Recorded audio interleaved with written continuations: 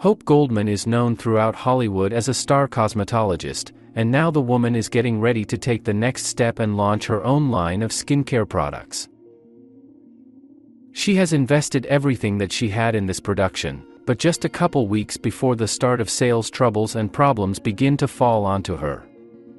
And the main of them all is that right across her office opens its own business her competitor Angel, who seemed to come out of nowhere and cheerfully takes away from Hope one client after another. It's hard to find a list of the best horror films of 2024 that doesn't include Substance, a sharp and creepy satire on the world of the beauty industry, in which women are obliged to stay forever young. At first glance it seems that Skincare is another movie about the same thing, which, exactly like the heroine of this movie, was unlucky to appear at the same time with a strong competitor. But this is only the first glance. In reality, it is a textbook example of how differently one and the same theme can be worked out. The authors of Skincare put a lot of emphasis on what their heroine does, to the point of putting her field of activity in the title of the movie. But the paradox here is that the main character's occupation is completely irrelevant to the plot. Yes, Hope talks a lot about moisturizing creams and cosmetic serums, but she could just as well be a car salesman or a grocery store owner, and it wouldn't change anything in the plot.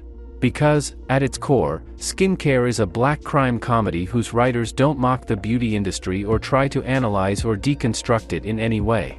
They prioritize the imperfection of human nature and build up around it a situation comedy, in which strange coincidences, stupid misunderstandings, exorbitant ambitions and simple stupidity are twisted into a rattling tangle, from which is born uncomfortable, brimming with suspense domestic horror.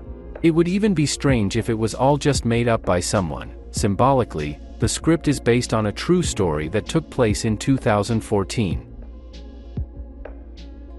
If one is trying to pick some kind of close analog for Skincare, one should look not to Substance, though the phrase "the best version of yourself" is repeatedly uttered here as well, but somewhere in the vein of the satirical comedies Burn After Reading or Pain Gain, which also used a motley evocative setting primarily to contrast with the wild game their characters were playing.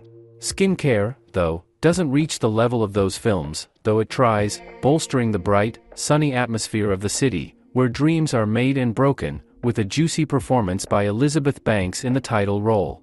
However, even she can't pull off the crumpled ending, endowing it with at least some remote semblance of catharsis.